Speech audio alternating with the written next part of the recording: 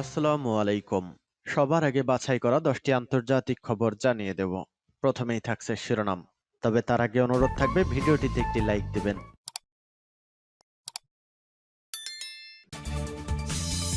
সংবাদের শুরুতে জানিয়ে দেব সংবাদ শিরোনাম। যুক্তরাষ্ট্রের সঙ্গে চুক্তি না হলে ইরানকে খারাপ পরিণতির হুমকি ট্রাম্পের। এরপর জানিয়ে দেব লোহিত সাগরে যুক্তরাষ্ট্র ইসরায়েলের যৌথ নৌমহড়া। তারপর জানিয়ে দেব রেভলিউশনারি গার্ডকে সন্ত্রাসী ঘোষণার প্রতিবাদে ইরানের কড়া প্রতিক্রিয়া। এরপর জানিয়ে দেব ইরানে অস্থিরতা, যুক্তরাষ্ট্র ও ইসরায়েলের সুপরিকল্পিত ষড়যন্ত্র খামেনি।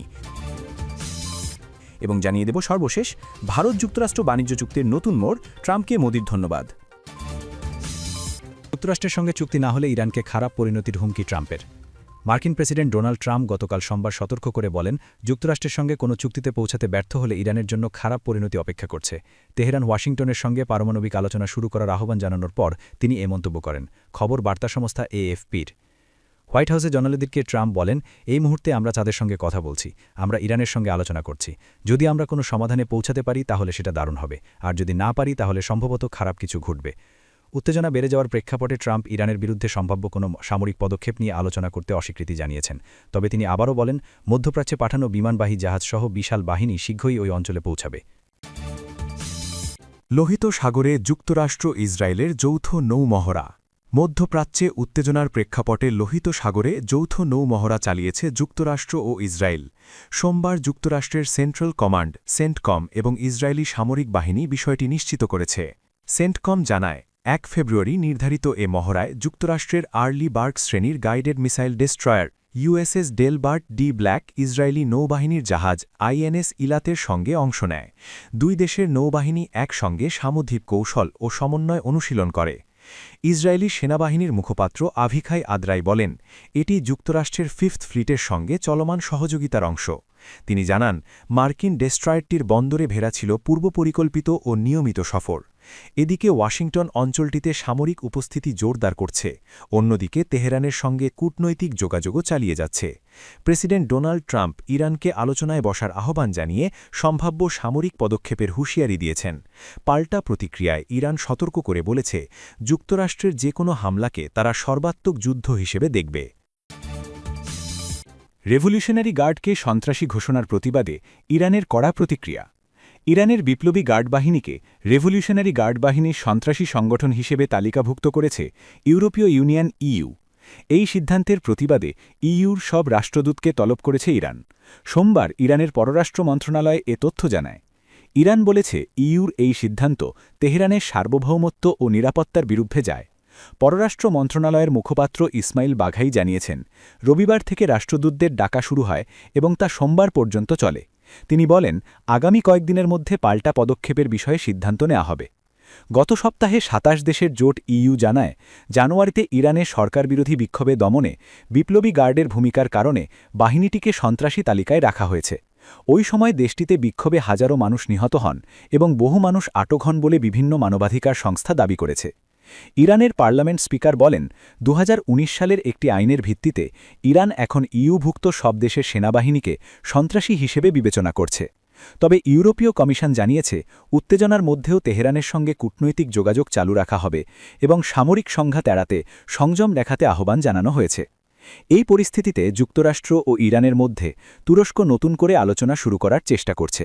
তুরস্কের কর্মকর্তারা জানিয়েছেন, মার্কিন বিশেষ দূত স্টিভ উইটকফের সঙ্গে ইরানি কর্মকর্তাদের বৈঠক আয়োজনের উদ্যোগ নেওয়া হয়েছে। লক্ষ্য হল যুক্তরাষ্ট্রের সম্ভাব্য সামরিক পদক্ষেপের ঝুঁকি কমানো। এদিকে যুক্তরাষ্ট্র মধ্যপ্রাচ্যে যুদ্ধজাহাজ ও ক্ষেপণাস্ত্রবাহী ডেস্ট্রয়ার মোতায়েন করেছে। তবে প্রেসিডেন্ট ডোনাল্ড ট্রাম্প সামরিক শক্তি ব্যবহার করবেন কিনা তা এখনও স্পষ্ট নয়। বিপ্লবী গার্ড ইরানের 1979 সালের ইসলামী বিপ্লবের পর গঠিত হয়। এটি নিয়মিত সেনাবাহিনীর পাশাপাশি কাজ করে এবং দেশের অভ্যন্তরীণ নিরাপত্তা ও বিভিন্ন অর্থনৈতিক খাতে প্রভাব রাখে। সাম্প্রতিক বিক্ষোভ দমনে গার্ডের অধীন বাসিজ বাহিনী গুরুত্বপূর্ণ ভূমিকা রেখেছে বলে অভিযোগ রয়েছে।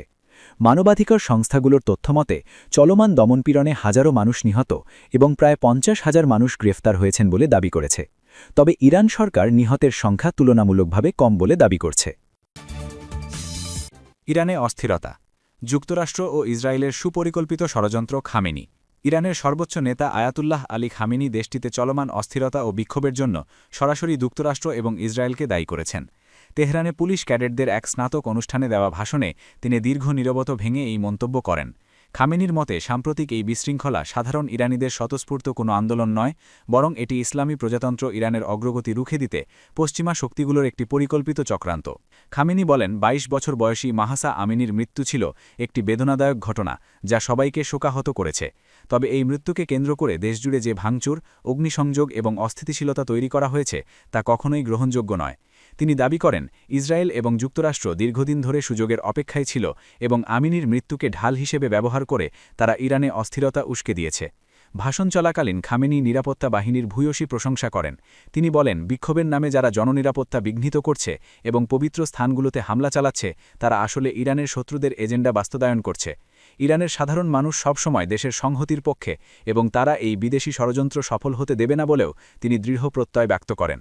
পরিশেষে তিনি হুঁশিয়ারি দিয়ে বলেন, ইরানের অভ্যন্তরীণ বিষয়ে বিদেশি শক্তির হস্তক্ষেপের কোনো সুযোগ নেই। যারা বিদেশের মদদে দেশের শান্তি বিনষ্ট করার চেষ্টা করবে তাদের কঠোর হাতে দমন করা হবে। এই অস্থিরতা দেশের উন্নয়নকে বাধাগ্রস্ত করতে পারবে না বলেও তিনি দেশবাসীকে আশ্বস্ত করেন। ভারত যুক্তরাষ্ট্র বাণিজ্য চুক্তির নতুন মোড়, ট্রাম্পকে মোদির ধন্যবাদ। দীর্ঘদিনের বাণিজ্যিক টানাপোড়েন কাটিয়ে ভারতের জন্য বড় সুখবর দিলেন মার্কিন প্রেসিডেন্ট ডোনাল্ড ট্রাম্প। এক বিশেষ ঘোষণায় যিনি ভারতীয় পণ্যের ওপর আরোপিত শুল্ক ২৫% থেকে কমিয়ে ১৮% করার সিদ্ধান্ত জানিয়েছেন। এই ইতিবাচক পদক্ষেপকে স্বাগত জানিয়ে প্রেসিডেন্ট ট্রাম্পকে আন্তরিক ধন্যবাদ জানিয়েছেন ভারতের প্রধানমন্ত্রী নরেন্দ্র মোদী। সোমবার ২ ফেব্রুয়ারি রাতে সামাজিক যোগাযোগ মাধ্যম এক্স ও ফেসবুক এক পোস্টে নরেন্দ্র মোদী লেখেন, আজ আমার প্রিয় বন্ধু প্রেসিডেন্ট ট্রাম্পের সঙ্গে কথা বলতে পেরে আনন্দিত। ভারতে তৈরি পণ্যের ওপর এখন শুল্ক কমিয়ে ১৮% করা হয়েছে জেনে আনন্দিত। এই দারুণ ঘোষণার জন্য ১৪ কোটি ভারতবাসীর পক্ষ থেকে প্রেসিডেন্ট ট্রাম্পকে অনেক ধন্যবাদ। তিনি আরও লেখেন, যখন দুটি বৃহৎ অর্থনীতি এবং বিশ্বের বৃহত্তম গণতন্ত্র একসঙ্গে কাজ করে তখন তাতে আমজনতা উপকৃত হয়।